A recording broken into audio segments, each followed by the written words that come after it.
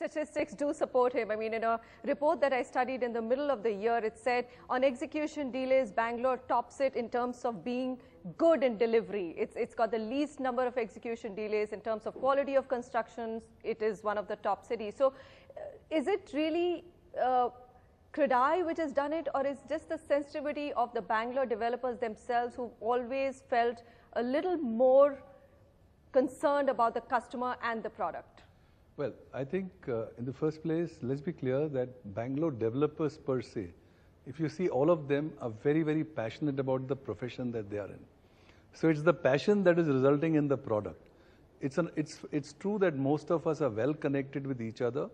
As members of CREDAI, all of us are definitely looking to do the best that we can.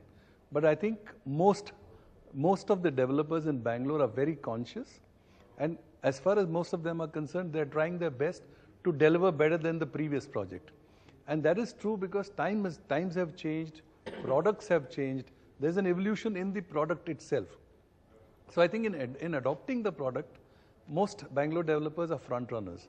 So I do believe that if you compare a similar product anywhere in any other part of the country, we are giving the customer a lot more than any customer anywhere in the country gets, and for a lot less.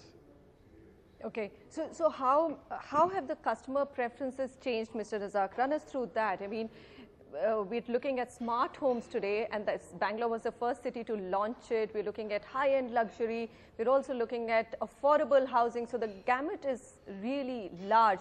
But if you were to study the preferences of the young professionals driven by the IT industry, what do they really want? What are they looking for? Yeah.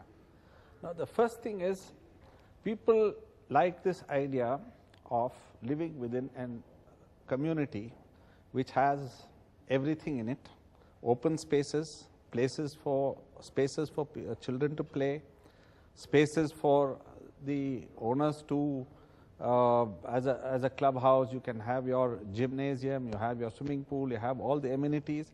At the same time, you are in a pollution-free environment.